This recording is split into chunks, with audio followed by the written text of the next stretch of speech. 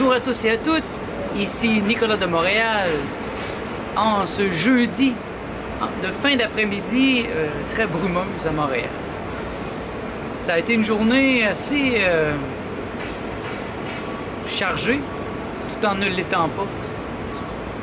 J'ai continué mes recherches au niveau des tendances sur le graphisme, sur la conception de sites web. J'ai continué de progresser et j'ai été récompensé. Vous avez peut-être ce sentiment parfois de chercher des pépites d'or dans de la boue, comme les chercheurs d'or. Il fallait qu'ils cherchent des heures pour trouver des pépites. Et c'est un peu la même chose. J'ai cherché et parfois j'ai le goût de tout arrêter. Et là, je gratte encore un peu.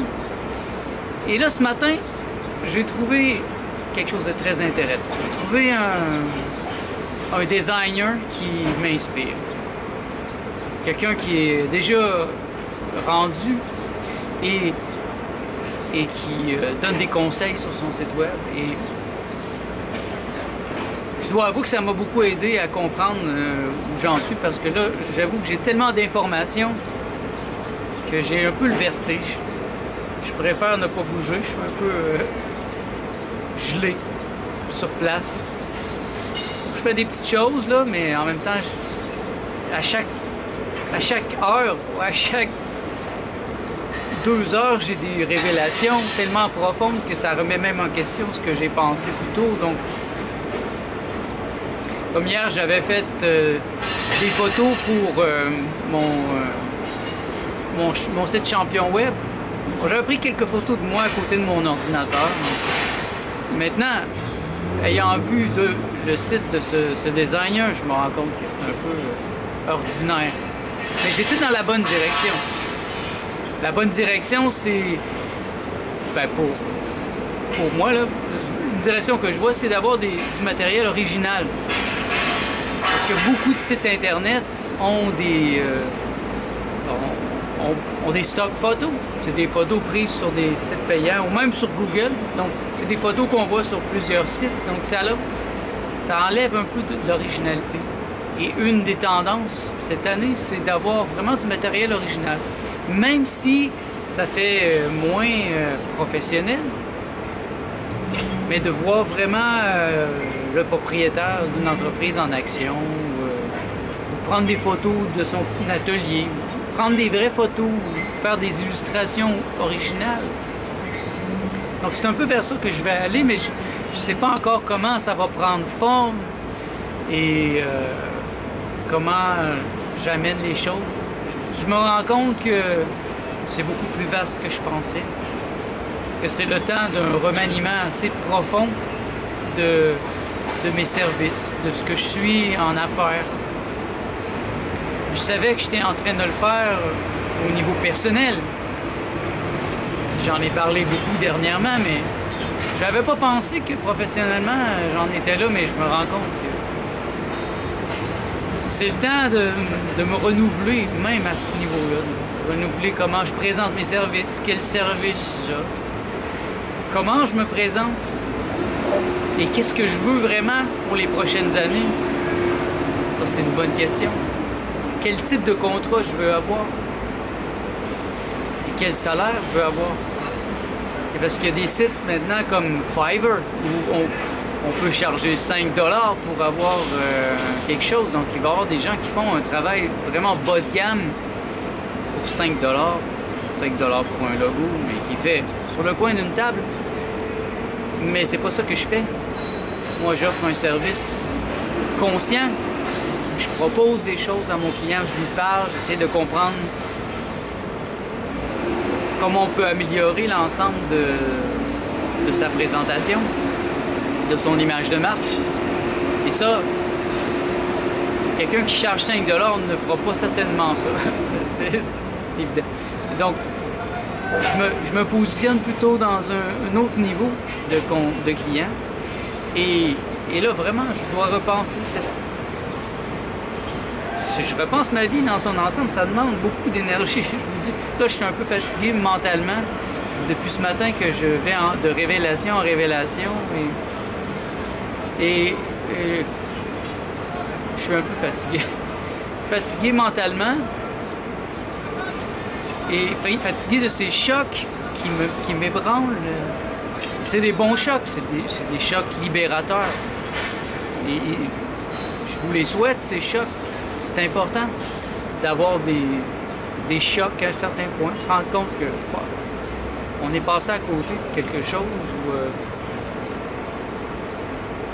Dans mon cas, c'est que ça allait tellement bien, j'avais tellement de travail que j'avais pas besoin de penser à ça, j'avais pas le temps de penser à ça. Et j'avais juste le temps de fournir ce qu'on me demandait, mais peu à peu, c'est devenu plus tranquille parce que puisque je cherchais pas des nouveaux clients, ou je les cherchais moins, ben ça s'est moins renouvelé. Donc là, j'ai une base de bons clients, des gens avec qui je travaille pour la majorité depuis 5, 6 ans, sinon plus. Ils me font confiance, ils aiment ce que je fais. Mais pour continuer dans mon domaine, bien, il faut que je sois capable de me renouveler et renouveler ma clientèle. Et je vois qu'il y a une demande. Il y a surtout une offre, une grosse offre, beaucoup de gens qui font ces services-là. Donc il va falloir que je trouve vraiment ma spécificité. Quelle valeur ajoutée je donne? Moi, je le sais, mais il faudrait que je la précise et que je la présente mieux. Et surtout, que ça soit plus original. Je me rends compte que mon site web est un peu ordinaire. En tout cas, pour Champion Web, c'est comme efficace. J'ai pensé à quelque chose d'efficace, mais puisque je suis dans le domaine du design graphique, il faudrait que je sois un peu plus fou. J'ai une folie en moi. J'avais une grande folie quand j'étais dans la vingtaine et elle s'est tamisée un peu avec le temps. Et je veux retrouver cette folie. Je veux retrouver ce feu. Je me rappelle quand j'étais dans la vingtaine, je remplissais des cartables et des cartables et j'avais des feuilles partout à terre et je dessinais comme un sauvage. Et ça s'est tranquillisé à ce niveau-là. J'ai commencé à être plutôt au niveau des idées, donc à écrire, à étudier la philosophie. Et c'est un niveau sauvage dans les idées que j'ai eues pendant la trentaine, je dirais, parce que c'était mon époque jovialiste. Donc j'étais auprès d'André Moreau, je recevais son enseignement, j'étudiais la philosophie à fond. Et j'étais en feu à ce niveau-là, mais ça paraissait pas tellement au niveau physique parce que c'est des idées, c'était surtout des idées que je partageais avec des gens qui étaient intéressés à ces idées-là. Mais là, je dois ramener cette folie. Je veux pas vieillir. Je ne veux pas m'ordinariser. Hein? Comme beaucoup de gens qui vieillissent, ils deviennent fades, ils deviennent un peu comme une couleur qui s'efface tranquillement avec le temps. Je veux retrouver ma couleur. Donc c'est ça, cet été, j'en suis là, retrouver cette couleur, cette intensité que j'avais quand j'étais dans la vingtaine et qui me charme. J'ai beaucoup aimé. Et c'est un état provoqué, un peu comme Rimbaud. C'est un état qu'on doit provoquer en nous, un état poétique, un état d'ouverture, un état d'inspiration. Comment être le plus inspiré possible? Et comment utiliser cette inspiration dans mon travail? Parce que si elle est trop brute, c'est plutôt de l'art, c'est de l'art visuel et c'est de l'art en tant que tel qui n'a pas nécessairement une utilité. L'art, à mon avis, ne sert à rien, elle est comme le bonheur. Et si elle sert à quelque chose, c'est à mettre de la beauté dans le monde. Et c'est pour ça que j'aime tellement l'art, c'est que ça sert à rien. C'est juste beau. Moi, je ne suis pas très amateur de l'art contemporain où ça prend une feuille à côté pour comprendre ce que l'artiste a fait. Moi, je suis plutôt dans le contact brutal d'artistes. Un peu comme Salvador Dali. J'aime beaucoup Alex Grey, qui est un artiste contemporain. Je n'ai pas besoin d'un texte complet pour comprendre la beauté de sa peinture. Alex Grey, c'est magnifique, sa peinture. Ses peintures. Et c'est vers ça que je veux aller. Dans le fond, j'ai toujours été vers cette direction.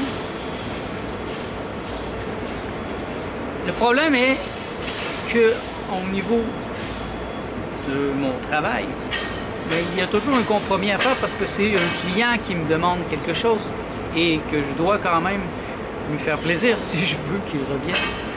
C'est un peu pervers cet aspect, mais... Et j'aimerais beaucoup mieux ne pas avoir à travailler, mais je suis là dans ma vie et je veux bien le faire. Je veux bien faire mon travail et de toute façon, ça m'enrichit. Et ce que j'ai fait ce matin, cette recherche, cette découverte, surtout, ça m'enrichit, ça me choque. Ça me choque ça brise ma zone de confort. Ça me fait voir que, fais attention Nicolas. Si tu t'endors sur tes lauriers, tu vas perdre contact à un certain point. Pour l'instant, ça va. Mais si je continue comme ça, dans 4, 5, 10 ans, où vais-je en être? Vais-je être capable encore de me renouveler? C'est une question que je suis en droit de me poser. Je pense que oui. Je pense que j'ai une grande créativité. Je l'ai toujours eue. Pourquoi je la perdrais? Mais il faut parfois aussi regarder le monde. Vraiment le regarder avec une perspective très vaste. Et là, je me suis obligé à le faire en venant au 29e étage. Comme ça, je suis obligé à tous les jours de voir que je suis juste une petite particule dans cette grande ville. Avant, je pouvais me sentir vraiment le centre du monde parce que je sortais presque pas. Et quand je sortais dans mon jardin, c'était un peu comme une bulle dorée. Alors là, ici, je vois des gens partout. Dès que je sors de mon appart, je vois des gens dans l'ascenseur, il y a des gens partout. Il y a de l'action ici, ça m'oblige à reculer. Et là, c'est ce que je fais dans mon travail. Je suis rendu là. Vous allez voir qu'est-ce que ça va donner. Pour moi-même, que ça va être une surprise. Là, mon focus, c'est de refaire mon site championweb.ca. Il est beau, mais je pense que je peux lui donner une touche d'originalité encore plus forte. Et redéfinir mes services. Il est complet, mais il n'est plus représentatif de l'ensemble de ce que je suis. Et là, je pense que c'est important de le faire. Parce que j'avais pris une certaine tendance de présenter ça sous la forme d'une entreprise. Comme si j'avais des employés, je me disais ça va inspirer la confiance. Mais en même temps, c'est pas vrai, c'est pas ça. Pour l'instant, je suis un travailleur autonome, je suis un pigiste et je suis un one-man show, je m'occupe de tout. Donc, peut-être que je suis mieux de revenir vers ça, vers l'aspect du designer au lieu d'une agence de design. Et je vais continuer de vous en parler.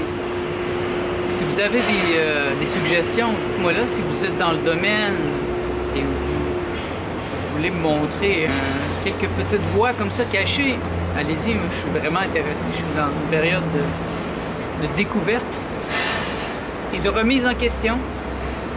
Parce que j'ai commencé à travailler il y a peut-être 10 ans et le monde était très différent. J'aurais pas pu dire ça il y a 100 ans parce que le monde ne changeait pas beaucoup, mais aujourd'hui, ça change tellement rapidement. Il n'y avait pas... les cellulaires, par exemple, c'était pas aussi populaire que ça l'est maintenant. Il n'y avait pas tout le monde comme aujourd'hui. Dans le métro, tout le monde est sur... tout le monde. Je dirais 75% des gens dans le métro, dans l'autobus, sont en train de texter sur leur petit ordinateur portable, leur téléphone cellulaire. C'était pas comme ça il y a 10 ans.